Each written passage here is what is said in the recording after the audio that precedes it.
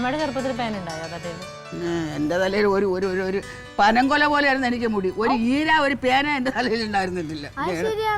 പനംകൊല പോലെയുള്ള മുടി കണ്ടിട്ടാ അപ്പൊ അമ്മ കെട്ടിയത് എന്ന് നിന്റെ അടുത്ത് ആര് പറഞ്ഞു? അത് ആര് പറയണം? ഈ പഞ്ചായത്ത് മുഴുവൻ അറിയാമല്ലോ, എല്ലാവരുടെ അടുത്തും തള്ളി വെച്ചേക്കുമല്ലേ. 100 പ്രാവശ്യമായിട്ട് ഇവിടെ പറഞ്ഞിട്ടുണ്ട്. അമ്മേ ഇപ്പോഴും അമ്മയുടെ മുടിയേ അഴിച്ചിട്ടാ നിലത്ത് കിടക്കും. എന്തോന്ന് തിരുപ്പനല്ലേ? നീ നോക്കടി, നീ നോക്കിയാണ്. നിന്റെ അമ്മയുടെ തലയിലും തിരുപ്പം വെക്കേണ്ട കാര്യമല്ല. ഞങ്ങള് കുടുംബക്കാരാട്ടെ, മുടിയുള്ളവരായിരുന്നു. അവളെ കെട്ടിവെക്ക്. അല്ല നിന്റെ കെട്ടിയവൻ എവിടെ? ഇതുവരെ വന്നില്ലല്ലോ ക്ലീറ്റസ്.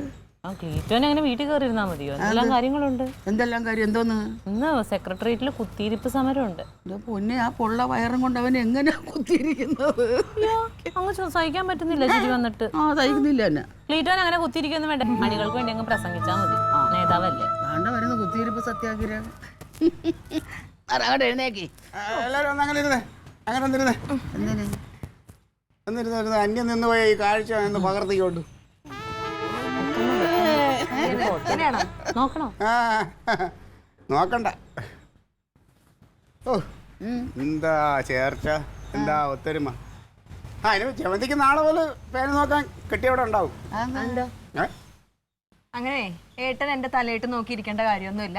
ഏട്ടൻ ഓഫീസിൽ ഒത്തിരി പണിയുണ്ട്. ഓഫീസിലെ പണിയൊക്കെ മിക്കവാറും തെറിക്കും. ഏതാണ്ട് ഒരു സസ്പെൻഷൻ വന്ന് കിടപ്പുണ്ട്. ആർക്കെന്ന് പറഞ്ഞാ നിന്റെ ആങ്ങളക്ക് എന്താ കാര്യം? എന്താ സാലറി ചലഞ്ച്? ഓ എന്റെ പൊന്ന്, പിന്നെ പത്രം ഒന്നും വായിക്കാത്തോണ്ട് അതിനെ കുറിച്ചൊന്നും ഒരു വിവരമില്ലല്ലോ. നീ കാര്യം തെളിച്ച് പറ പോലും. അമ്മ സാലറി ചലഞ്ച്, അതായത് നമ്മള് കേരളത്തിൽ ഇപ്പൊ പ്രളയം ഉണ്ടായല്ലോ. പ്രളയം ഉണ്ടായപ്പം എത്രയാണ് നഷ്ടം എന്നറിയാമോ? 25,000 കോടിയുടെ നഷ്ടമാണ് ഉണ്ടായത്. അതിന് അവന്റെ പണി പോണേ. അപ്പോ മുഖ്യമന്ത്രി പറഞ്ഞു എല്ലാ സർക്കാർ ഉദ്യോഗസ്ഥരും 1 മാസത്തെ ശമ്പളം ദുരിതാശ്വാസത്തിലേക്ക് കൊടുക്കാൻ. അപ്പൊ ഒരുമാതിരിപ്പെട്ട എല്ലാവരും കൊടുക്കാൻ തയ്യാറായി. അപ്പൊ എവനെന്തോ അത് താല്പര്യമില്ലെന്ന് എന്തൊക്കെ പറഞ്ഞു. അപ്പൊ മിക്കവാറും അതിന്റെ പിന്നാലെ സസ്പെൻഷൻ വരും. പിന്നെ ഏട്ടൻ അങ്ങനെ പറയൊന്നുമില്ല.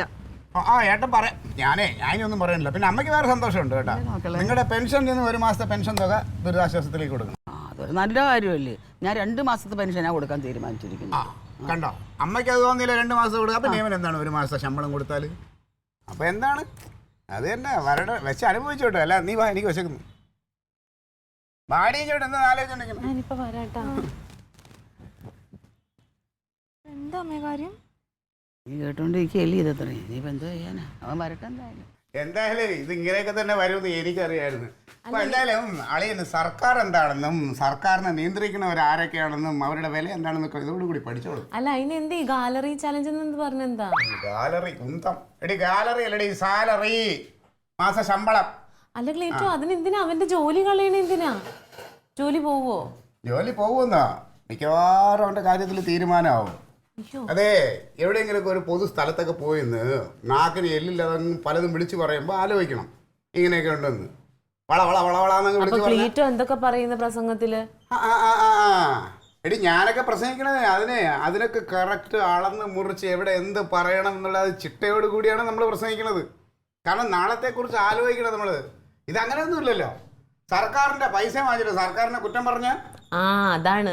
ക്ലീറ്റോന് പിന്നെ പ്രത്യേകിച്ച് ജോലിയൊന്നുമില്ല. അപ്പൊ പിന്നെ ക്ലീറ്റോനെ ശിക്ഷിക്കാൻ പറ്റൂലല്ലോ എന്ത് പറഞ്ഞാലും. എന്തോ അല്ല കനകന് ജോലി ഉള്ളതുകൊണ്ടല്ലേ. ഈ ജോലിയൊക്കെ ഉണ്ടെന്ന് പറഞ്ഞാലേ ഇവനെയൊക്കെ നിയന്ത്രിക്കുന്നത് ഞങ്ങളെ പോലുള്ള കുറെ പൊതുപ്രവർത്തകരാണ്. അപ്പൊ ഇതൊക്കെ തന്നെ വരും. പിന്നെ ജോലി പോയാൽ ശമ്പളം കിട്ടില്ല. അപ്പൊ ആകെ പ്രശ്നാവില്ലേ? ആവണമല്ലോ. അതോടുകൂടി അവൻ പഠിക്കും. വേറൊരു കാര്യമുണ്ട്, എന്തേലും പ്രശ്നമായി കഴിഞ്ഞാൽ എന്നെ വിളിക്കരുത് സഹായിക്കാൻ. ഞാൻ നിസ്സഹായനാണ്. എനിക്കൊന്നും ചെയ്യാൻ പാടില്ല. അവൻ എന്റെ ദൈവമേ പാവം. ആ ചെറുക്കന് കഷ്ടകാലമാണ്. ഇന്നലത്തെ വാരഫലത്തിലുണ്ടായിരുന്നു. അവന് ഒരു അബദ്ധത്തിൽ ചെന്ന് ഇത് കനകനായിട്ട് ഒരു നല്ല കാര്യത്തിന് അവൻ എതിര് നിൽക്കൂല ക്ലീറ്റോ. ഇത് അവൻ ആരോ പറ്റിച്ച അബദ്ധത്തിൽ കൊണ്ടുവന്ന് ചാടിച്ചേക്കണം. പിന്നെ അവന്റെ വായി തന്ന വാക്കുകൾ അവനെ ഇനി പറഞ്ഞു പഠിപ്പിച്ച് പറ്റിക്കാൻ ഉള്ള കുട്ടിയല്ലേ അവൻ. അതല്ല ഇപ്പൊ വേറൊരു സംഗതി കൂടി ഉണ്ട്. അമ്മ മറ്റേ പെൻഷൻ കൊടുത്ത് 2 മാസം കൊടുക്കാൻ പോണെന്ന് പറഞ്ഞപ്പോ നിങ്ങൾ ഭയങ്കര കൈകോട്ടുണ്ടായിരുന്നല്ലോ. അതിപ്പോ ഒരു നല്ല കാര്യത്തിന്. എന്നാലും തള്ള എത്ര ആവേശം കാണിക്കണ്ടായിരുന്നു. 1 മാസത്തേക്ക് കൊടുത്താൽ മതിയായിരുന്നു. 2 മാസത്തെ 1 മാസത്തെ കൊടുത്താലും ഞാൻ അതിനനുസരിച്ച് ബുദ്ധിമുട്ടും. എന്ത്? ആ കാശും കൂടി ഇട്ടിട്ടാണ് ഇവിടെ ഓരോ കാര്യങ്ങൾ ചെയ്യണത്. അതൊക്കെ ശരി തന്നെ. എന്തായാലും അളിയൻ ഇത് മറ്റേ അവിടെ യൂണിയനിലൊക്കെ പ്രസംഗിച്ചപ്പോൾ വലിയ നേതാവാന്ന് വിചാരിച്ച്. ഞാനൊരു കാര്യം പറയട്ടെ, ക്ലീറ്റോനകത്ത് അമിതമായിട്ട് അങ്ങ് സന്തോഷിക്കുന്നുണ്ട്. സത്യത്തിൽ ക്ലീറ്റോ ഇപ്പൊ എവിടെ പോയത്? ക്ലീറ്റോ അല്ല, ക്ലീറ്റോ ഓരോന്ന് ഓതി കൊടുത്തിട്ട് ഇതിപ്പോ ഇങ്ങനെ ആക്കിയത് അവന്റെ ജോലിയില്. ഓ നല്ല കണ്ടുപിടുത്ത കേട്ടോ. എനിക്ക് ഉറപ്പാണ് ഇത് ക്ലീറ്റോ തന്നെ ചെയ്തത് അവരെ വഴിയുള്ളൂ. ഞാനല്ലേ വൈദ്യുതി മന്ത്രി. വൈദ്യുതി മന്ത്രിനെ നിങ്ങക്ക് പരിചയമുണ്ടെന്ന് നിങ്ങൾ പറയാറുണ്ടല്ലോ. അതൊക്കെ ഉണ്ട്. അത് ഞങ്ങൾക്ക് മന്ത്രിമാരെ പലരുമായിട്ടും എനിക്ക് ബന്ധമുണ്ട്. അങ്ങനെ ബന്ധമുണ്ടെങ്കിൽ ഇപ്പൊ ഇതിന്റെ കാര്യം അവന് ശരിയാക്കി കൊടുക്കും. എങ്ങനെ? അതെങ്ങനെ ഞാൻ ശരിയാക്കും? ഇത് അവന്റെ വായിരിപ്പ് കൊണ്ടാണ്, അത് എന്റെ കുഴപ്പമല്ല. എടി, ഒരു പ്രാസംഗികൻ എന്ന് പറയുമ്പോൾ എല്ലാം ശ്രദ്ധിക്കണം. നല്ല ഒരു പ്രാസംഗികനാണ്, നല്ലൊരു രാഷ്ട്രീയക്കാരനാവും. അത് എവനൊന്നും പറ്റൂല. അതൊക്കെ 7 ജന്മം ജനിക്കണം. ഒന്നുമല്ലേ? നിങ്ങളുടെ സഹായം എന്റെ ആങ്ങളേക്ക് വേണ്ട, ചെയ്തോളൂ. എന്നെ വിളിക്കരുതേ ദയവ് ചെയ്ത്. ഇല്ല, വിളിക്കാൻ അതിനെ വല്ലോണ്ട് എടുക്ക്.